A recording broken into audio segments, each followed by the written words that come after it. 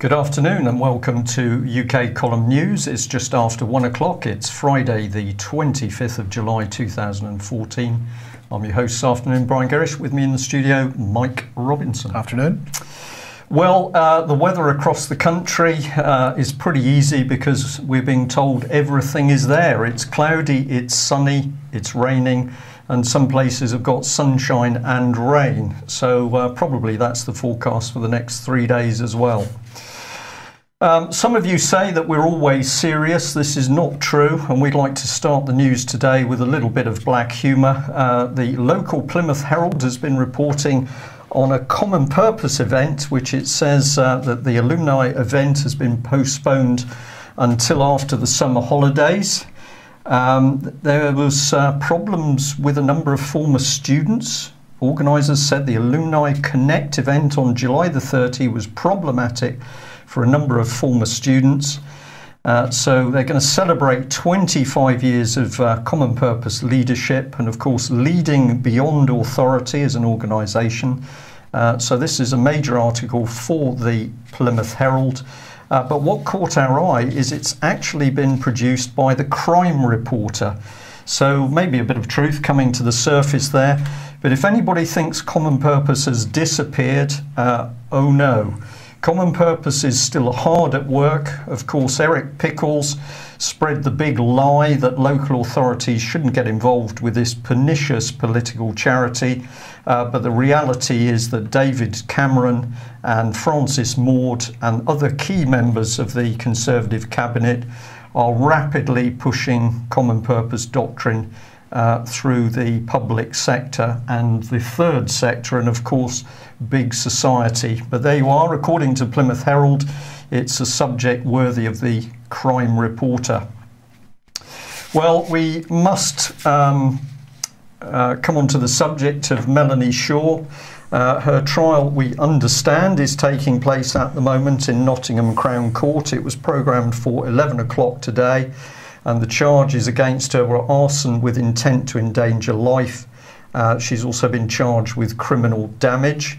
And we are waiting to get our reports from the court and to hear from members of the public who are present what exactly is taking place. And remember, of course, we're exceptionally interested in this lady because she's the very, very brave whistleblower that first alerted authorities to serious sexual and physical abuse in Beechwood Children's Home, Nottingham.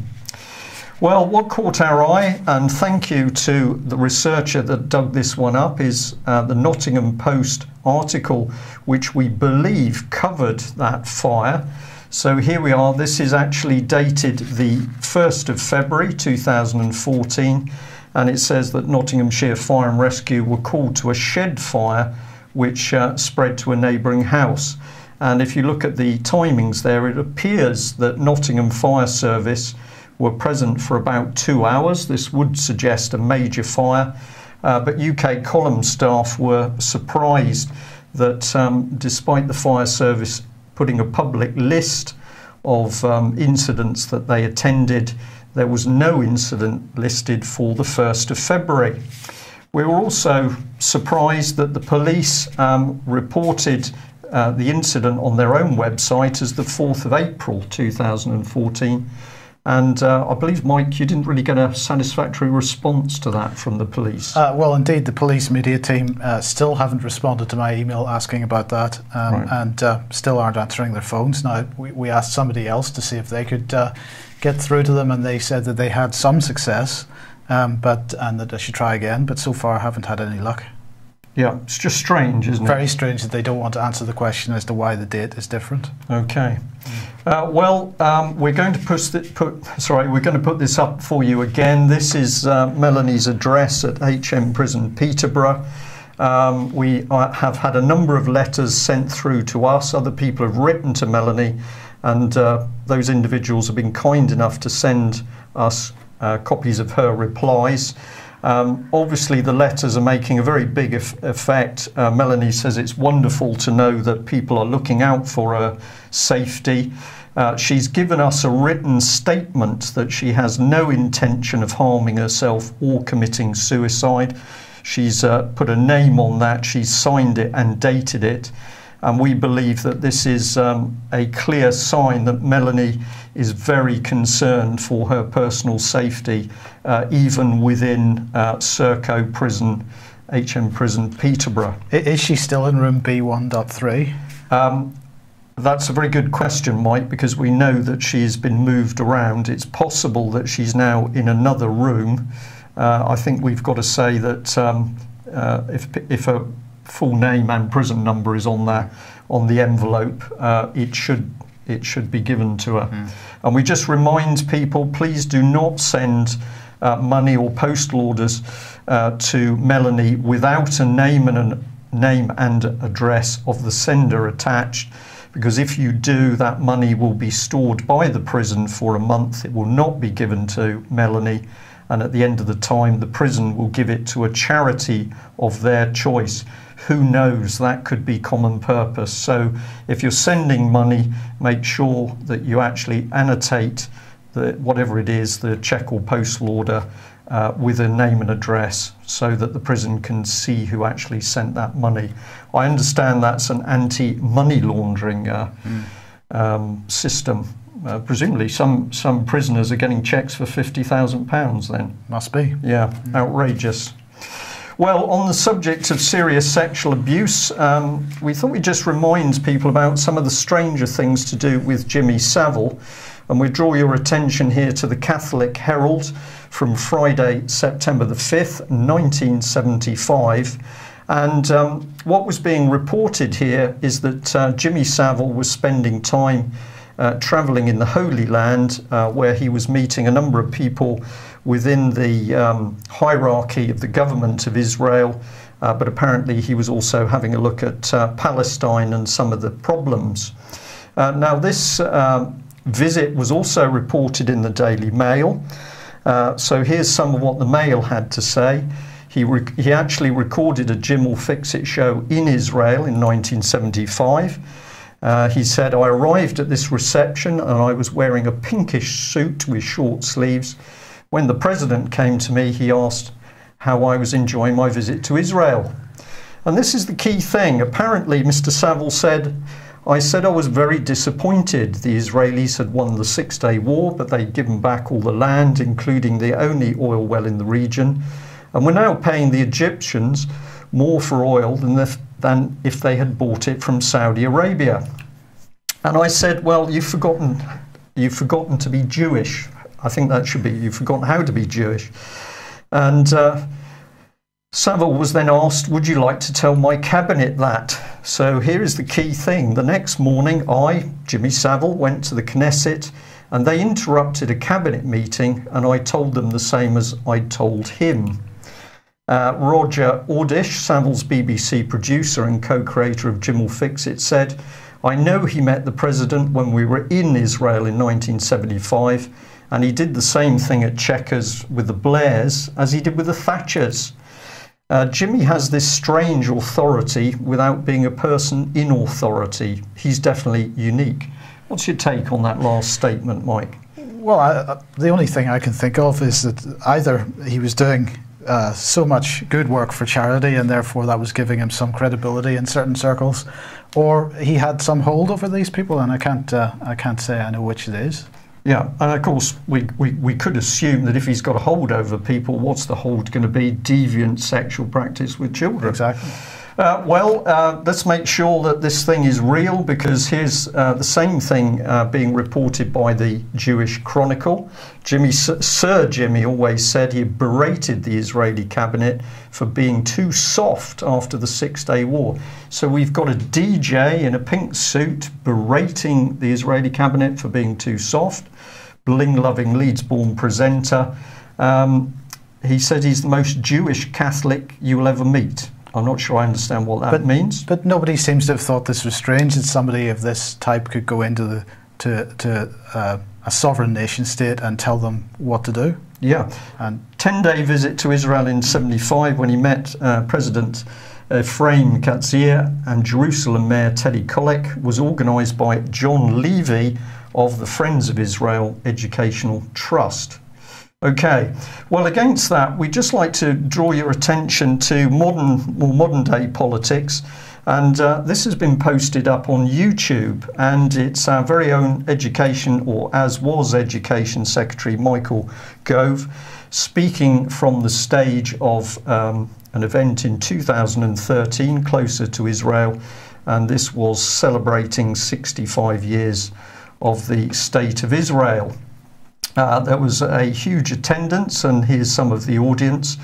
And Mr. Gove arrived on stage, and this is what he said. I'll keep it brief. It's a pleasure to be here amongst friends, to support the Board of Deputies, to support the Jewish Leadership Council. It's a pleasure to be on this stage, a pleasure to be a representative of Her Majesty's government, and to say to this audience that I am proud to be a friend of Israel and proud to be a Zionist. So here's the, as he was Education Secretary, on stage declaring his loyalty, I'm just going to phrase it as a foreign country and their political system via Zionism, but he's doing so as a representative of Her Majesty's government. I mean, I think the point we're making here is that if you look at modern events in Gaza and wonder why the British government isn't criticising the response from Israel in Gaza at the moment, and particularly blowing up schools and so on, it's got to be seen in this context. It has.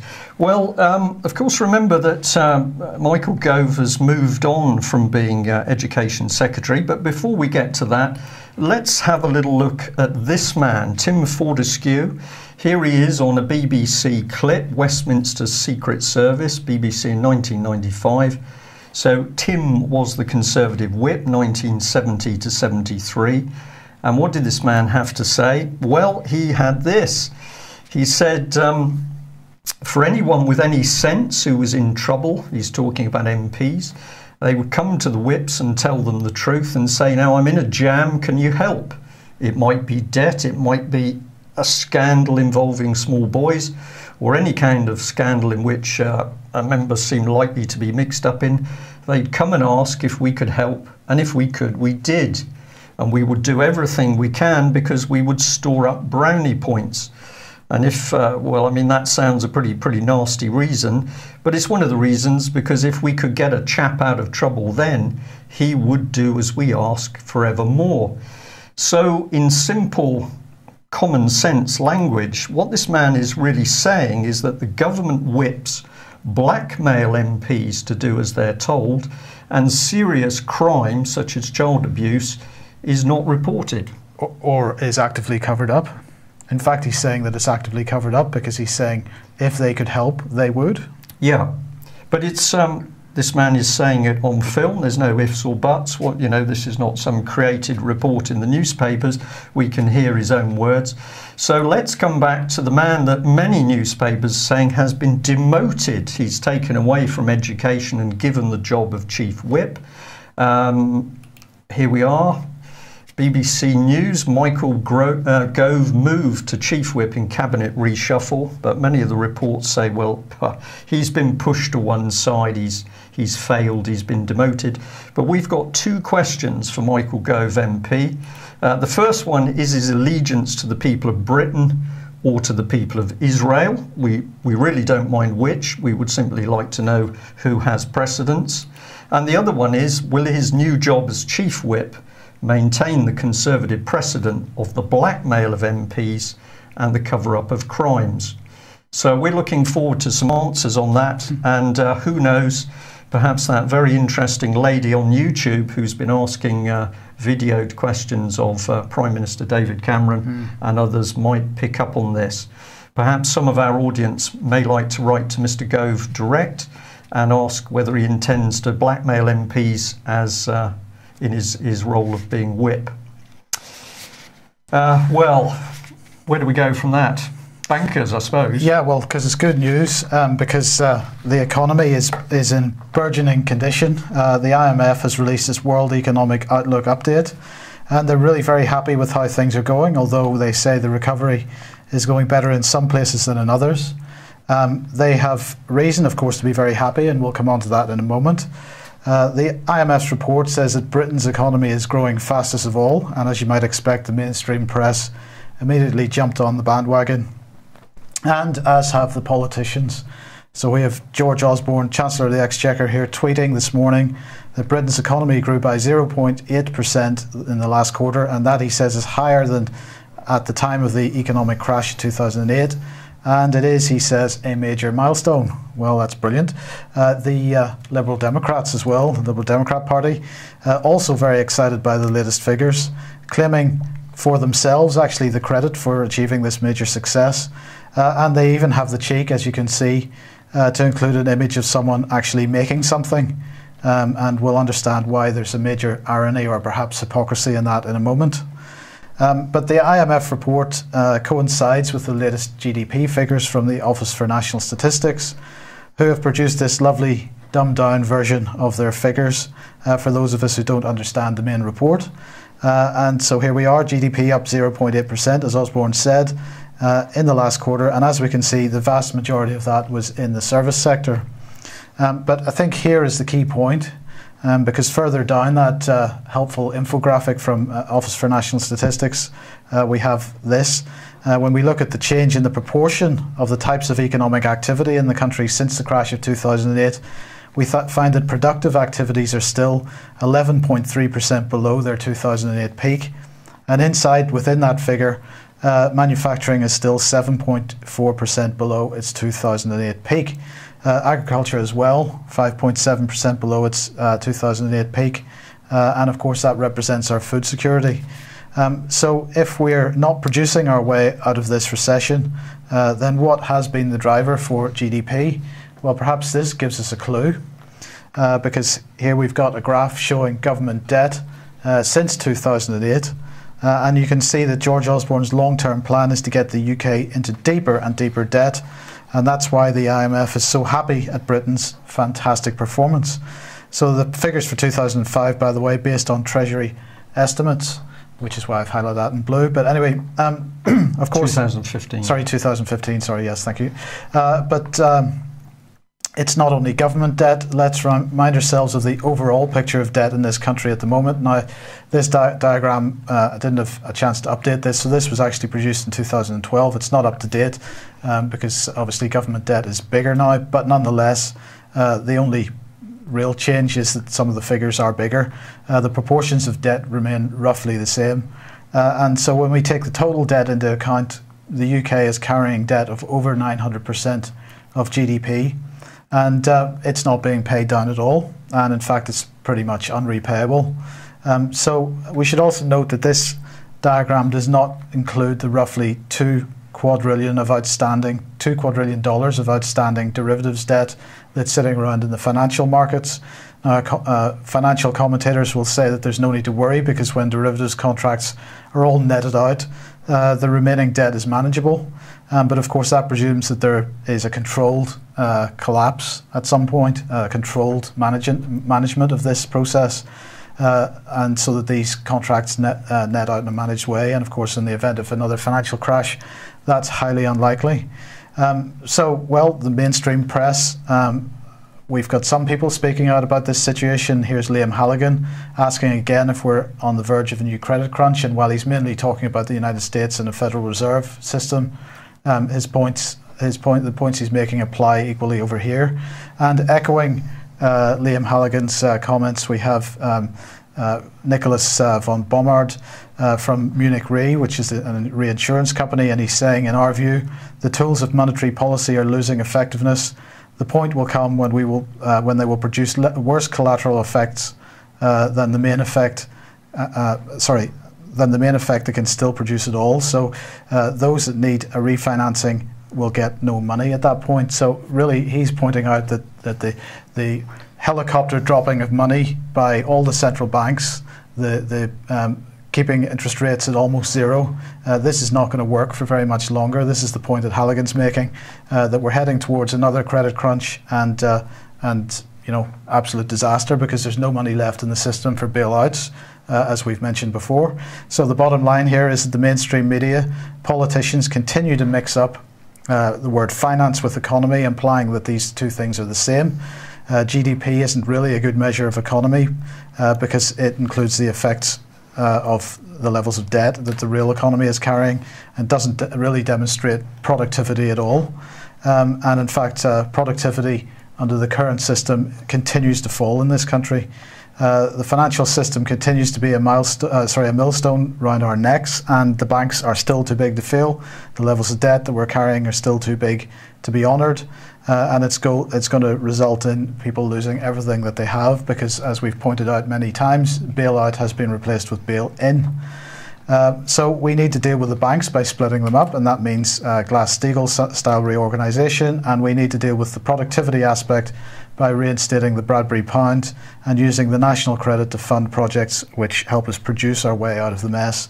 And let's just restate the fact that Osborne's long-term economic plan is actually a long-term economic disaster, and we need to get rid of him while we're at it. In a cuddly sort of way, Mike. I don't mind what way it is, as long as he's gotten rid of. Yeah, cuddled to death. It's the only way to deal with them. Well, if you're enjoying the sunshine and you're thinking about having a few days away, you really should be thinking about the fact that Robert Greene is still under house arrest in Warrington. And I'm going to say, for viewers and listeners, just think, if this was to be you have challenged your local authority, you've challenged your local MP, and you've now been designated a troublemaker, you've been designated vexatious, or maybe they've even put domestic terrorist in small letters in pencil on your paperwork. This is where the future is unless we do something about it. So if you haven't yet written a letter or an email highlighting the plight of this man under house arrest for trying to protect children from abuse, we're going to say, with some push, we need people to do things. This could happen to us all in due course. So have you written a letter to Robert Greene's MP, Mr. Maude? We believe he's started to get off his bottom to do something, but a lot more pressure needs to be put on MPs south of the border, because at the moment they have given Alex Salmon and his junta of 3 the authority to arrest any one of us at any time on any cooked up charge they choose. And we can be taken north of the border, sectioned or imprisoned or held on remand, or put under house arrest in England. So Robert Greene is not there enjoying his time at home. This is not just about Robert Greene. What Robert Greene is really showing everybody in England and Wales at the moment is that Scotland is flexing muscles within the legal and indeed the police system, which threatens us all. So if I can say pretty directly, if you haven't done anything to support Robert Greene, an email, a letter, a protest, you need to do it, because we are seeing the rise of the British dictatorship, the fascist dictatorship, unfolding very, very quickly. Well, of course, what does that fascist dictatorship want to do? It certainly wants to capture more and more products from overseas. It's after territory, which probably brings us to Ukraine. Yeah, well, just before we move on to Ukraine, I just wanted to highlight this front page, because the Daily Mirror here, I just thought this was pretty despicable. Putin girl flees from a £2 million penthouse. This is relating to Vladimir Putin's daughter, who's living with her boyfriend in the Netherlands. But it was a subheading, daughter was living just 20 miles from where the jet took off. So this is with reference to MH17, of course. And the implication here, the direct implication, is that somehow she had something to do with it. And this is actually, it's this type of rhetoric which has resulted in her having to leave her home because people are abusing her. So I just, shame on you, Mirror, really, because this is appalling, in my opinion. Well, we could congratulate them, because it's such an overt twist. This is playing with people's perceptions and minds in a particularly dirty way. So credit where it's due. Daily Mirror, thank you for giving us a great example of manipulation and propaganda. But for the rest of the programme then, we are going to talk about MH17, and again this week, because Patrick is reluctant to get up early enough to come and do this live. We pre-recorded this late yesterday afternoon, so we have a a short, 20-minute discussion with Patrick over MH17. Now, Patrick is going to be releasing a very interesting article. I've seen a draft of it, hopefully today, and we're going to have that on the UK Column website as well. But just before we go to that, we'll just mention Doomwatch at 6 o'clock tonight with Alex is going to be speaking to Louise Collins, our own Louise, so hopefully you'll all be in the chat box giving her an extremely hard time. Or not. What an unkind thing to say. So our very own Louise Collins telling her story, amongst other things, I think. About the main thing they're going to be focusing on is the child abuse story, because obviously she's working very hard with Bill Maloney at the moment, doing some fantastic work, and putting out some fantastic interviews at the moment. So she's going to be talking about that. Brilliant. Yeah. But anyway, here's our chat with Patrick, my chat with Patrick yesterday. Okay, so we got Patrick Kenningson with us as usual on Friday.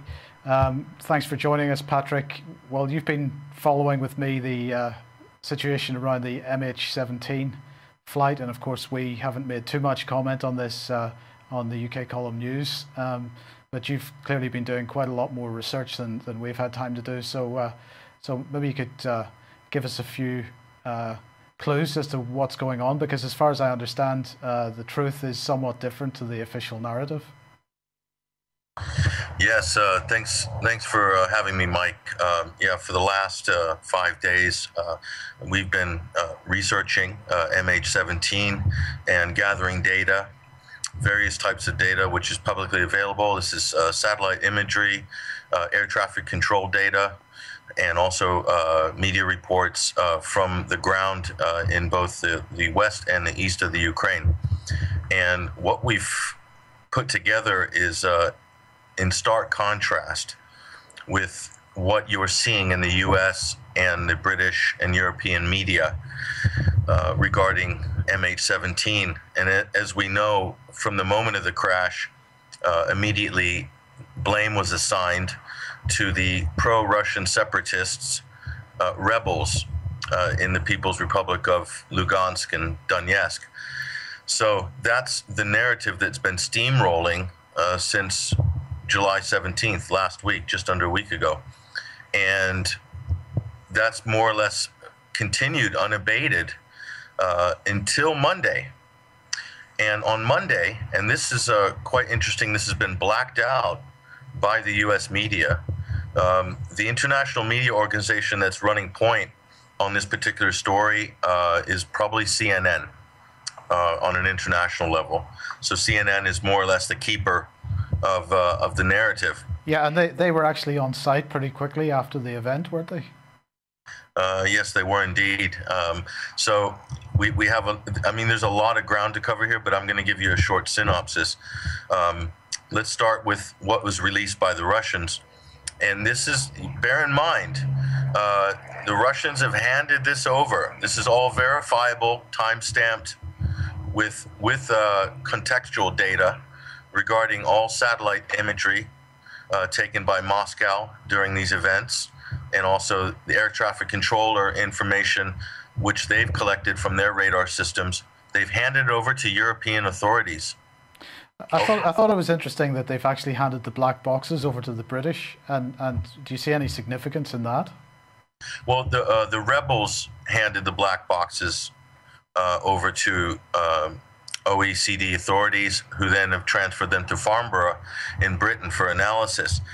Now, what those black box recordings come up with is anyone's guess. Obviously, we're hoping that Britain's predetermined stance on blaming Russia alongside the United States and all NATO allied countries isn't going to cast any prejudice on how and what type of information they release from this.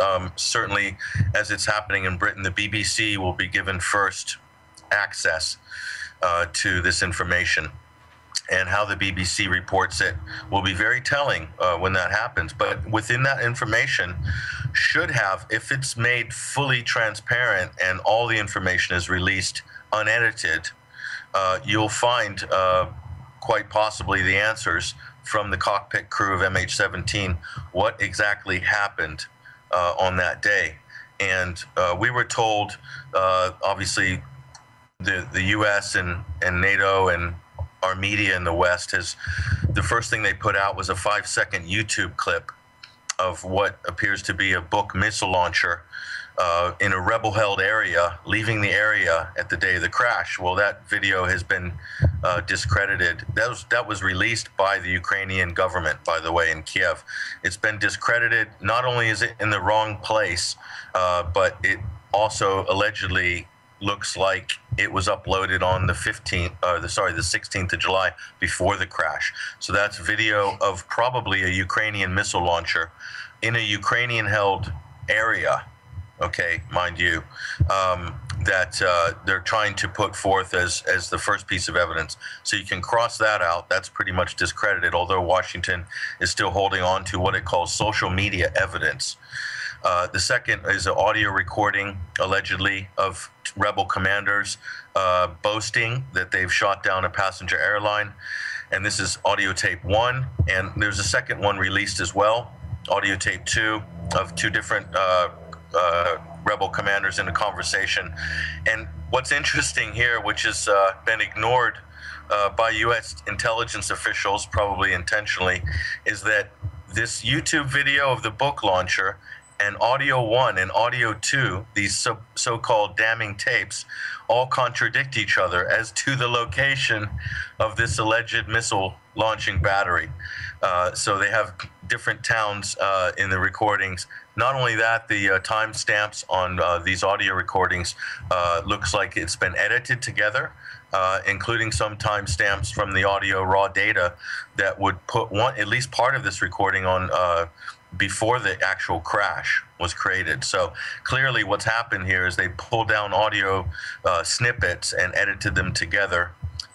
There's no way to authenticate these unless, Washington claims on Tuesday that they've authenticated social media audio, but unless they authenticate it as a fake, I can't see how that's possible. But what's happened is Washington's gone into reverse now. They're now backpedaling on their original story, and because of what Russia has released on Monday. Here's what Russia released on Monday. We have 3 book missile launcher batteries by the Ukrainian army that are in close vicinity of the crash site, which were moved into position between the 16th and the 17th, and then moved away between the 17th and the 18th. So there's no evidence that the rebels had a book missile launcher, or B, had it in the area, or C, launched a missile at this plane. But we have photographic evidence that the Ukrainian army, in fact, had multiple missile systems. And this includes the launch system, the loading system, and also the radio location system. So these are 3 units per book missile system. So this isn't something that you can just throw on the back of a truck. These are very sophisticated units. Manpower for each unit will be 4 to 5 trained individuals. So the Ukrainian army had at least 15 book missile specialists manning these systems on the day of the crash, and then moved them away on the 18th. So that's the satellite imagery. And that has also been provided to European officials, and it's been completely blacked out by the Western media. Second thing, radar information from air traffic control radar indicates that a Su-25 Ukrainian jet appeared on the radar just behind flight MH17, 3 kilometers behind it, minutes before the crash. So what happened with MH17? MH17 took a drastic left turn and deviated its course northeast for 14 kilometers before trying to correct its course, and then disappeared from radar. When it disappeared, that is probably when the plane began to crash towards the ground, where it eventually landed in Grabovo, which is a small village there, which is only part of the crash site. The total radius of the crash site is about 20 kilometers in diameter. So that implies a breakup in midair then? That does, and here's where it gets interesting. So Ukrainian officials immediately after the crash said they had no military aircraft available in the region. So that's been proven as a lie. Okay, so clearly there's a cover-up going on here. So you have fake evidence released via social media. That can only mean there's an intention to deceive. It's not even good evidence. And you have a denial that they had military aircraft in the vicinity of MH17. Okay, so already Washington's backpedaling massively from their initial position. Now, U.S. intelligence officials are trying to say that, yes, it looks like, this is what Washington says, it looks like a Ukrainian military defector was running a missile system and shot down the plane, and was wearing a Ukrainian uniform. So sorry, just let me clarify that. They're trying to allege that a Ukrainian military official defected to the rebel side, and he took with him some surface-to-air missiles and fired one at the aircraft. Is that what they're suggesting? Yes, that's how they're backpedaling right now. Right. So basically, we have a story which has just been released. I've been working with a team of people who are translating both Ukrainian and Russian reports, and I have one from a Russian Air Force colonel, and this is probably a way that maybe the Russians can leak information without having to take a side per se on this. But this is a retired colonel. Now, he's basically said here that the Ukrainian Su-25 jet fired and took out what it looks like the right Boeing 777 engine of MH17. It was a Rolls-Royce engine. And at that point, the plane was wounded and took an evasive maneuver 180 degrees northeast for 14 kilometers. And because it looks like, and if you look at what's happening on the ground, this is very important. If you look at what's happening on the battlefield, the Ukrainian military has been trying to split the resistance between Donetsk and Lugansk with no success until July 17th. And it looks like this plane was meant to crash in a Ukrainian military-held area, but the pilot missed the plane and hit the engine. And so this deviated the course and actually brought the plane down. It looks like a SAM missile system finished it off after it was hit. So the initial explosion heard by residents on the ground would have been from an Su-25 air-to-air missile, which they are equipped with, by the way, despite denials from Washington that Su-25s can't carry air-to-air missiles. That's not correct. We have photographs of those airplanes with those air ordnance on the wings. So that was then diverted, and then the plane was finished off by a SAM missile battery. It looks like this is. We don't know for sure what the second explosion was, but we are guessing that it was finished off. This is according to this retired Air Force colonel. Right, so, but from what you're suggesting, then, if that scenario is correct, the intention was to have the plane come down in Ukrainian government territory, at which point they could completely control the narrative. You're absolutely correct. So basically, MH17 was basically hit right over the front line. Okay, and this is when it was passing. I have pardon me for my pronunciation, Chenovnoye, and that means that that was a lot sooner than what has been published and asserted. So the timing and location of the attempted downing also jibes with the idea that the Ukrainians would have wanted this crash site to be under Ukrainian army control. And this is in the area much closer to the border between Russia and the Ukraine. And this would have secured the crash site, allowing, this is the key, Mike, allowing for a strategic encirclement regarding the what was going on in the south, and allowing the military to put on all-out offensive. An all-out offensive was launched on the 18th, okay, and this has split Donetsk and Lugansk. So suddenly they've managed their strategic objective. Yes, they have. So this crash allowed for public sympathy for the Ukrainian government, which was really faltering before this event, and also the military opportunity to go in and split the resistance significantly, which has happened. This is a major game changer. And experts have confirmed, and many analysts believe, that this military offensive would have taken weeks to prepare for. This isn't something that you could just turn the key and go with 12 hours notice, which is what we are seeing here, which is what happened. Yeah. So it's a major game changer in terms of what happened on the ground. So that's just another aspect of this. So, Pat, do you think, really we were looking at, this was intended to be an Operation Northwood style false flag operation in order to achieve a military objective? It's gone wrong.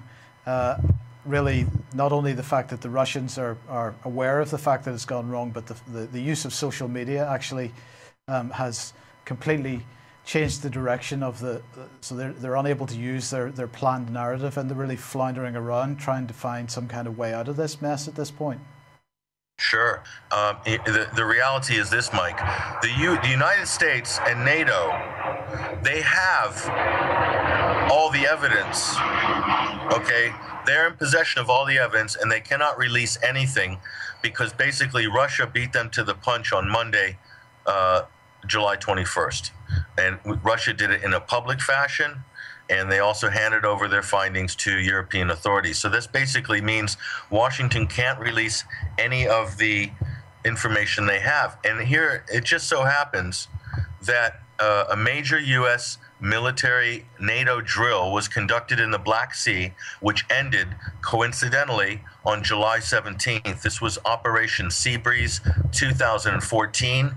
This was a massive exercise with many U.S. military specialists, which was doing exercises in electronic warfare and monitoring all civilian passenger travel in the region. And part of this was a U.S. spy satellite was positioned over this area, and on the 17th was coincidentally over the area of Donetsk and eastern Ukraine for approximately 1 to 2 hours, and over the crash site for between 5:06 and 5:21 p.m. The plane left radar at 5:21 p.m. So, do you believe in coincidences, Patrick? No, I don't. And also, why would the Ukrainian military have so many SAM missile batteries in the interior of the country around Donetsk on that day, when it's known that the Eastern Ukrainian rebels have no real air force? They have no aircraft, really. So it's not up on the Russian border. It wouldn't be to guard against Russian aircraft encroaching on Ukrainian airspace. No, this is in the center where the conflict zone is. Why would they need surface-to-air missiles on that day in that region? That is another coincidence. So it seems to me, Mike, all the evidence is really pointing at a botched operation by Kiev, with the intention to blame the rebels and also indirectly to blame Russia. And you see this reflected in the coordinated media campaign, which has basically gone full steam really since the get-go, and which is now backtracking. And what it's done is it's designed to demonize Russia in the international community and in the theater, and to assign blame when blame wasn't there. So, the other question then that comes to mind is actually, is Kiev capable of doing this? I mean, is this something that Kiev has the brains to do for themselves, or have they had instructions from elsewhere, do you think? Well, one thing I can say is that the SBU, this is the Kiev Security Services, they are under the supervision of the CIA, who are housed in the same building and occupy the entire top floor of the security building in Kiev. So it only goes to reason, Mike, that this operation would have been overseen by the CIA. If the CIA wasn't overseeing it, I would be very surprised, considering that they've already set up a huge station, one of the largest CIA stations in the world right now, active CIA stations in the world, which is in the same building as the Ukrainian security services. So, in respect to all this, we can also connect a previous false flag event, which happened at the end of February with the so-called sniper attacks on the protesters in the Maidan, where hundreds of people, including police, protecting the government buildings, and the flash mob, which was backed by the U.S. State Department, people were killed by unknown snipers, which we learned later were most likely snipers who were firing from the Maidan mob-controlled building there in Maidan Square, and also we have ballistic reports which were ignored by the media, which were first revealed in the leaked phone call between the Estonian foreign minister and Catherine Ashton, who is one of the top people in the EU at the time. So we have a pattern of false flags and deception from the beginning with this situation in the Ukraine, and all throughout Russia has been blamed for the destabilization. And what you also have that's being completely concealed in the narrative is that the Ukrainian military are using their air force against civilian targets. Yeah. So this would be a war crime from the West point of view if it happened allegedly in Libya or in Syria. But it's happening in the east of the Ukraine, and it's actually happening in a more genuine fashion.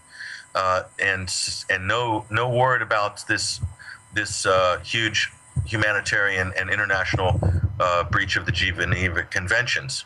So again, this is about controlling the narrative. It's about framing it a certain way and blaming Russia all along the way, ignoring that this is an actual independence movement within the country of the Ukraine.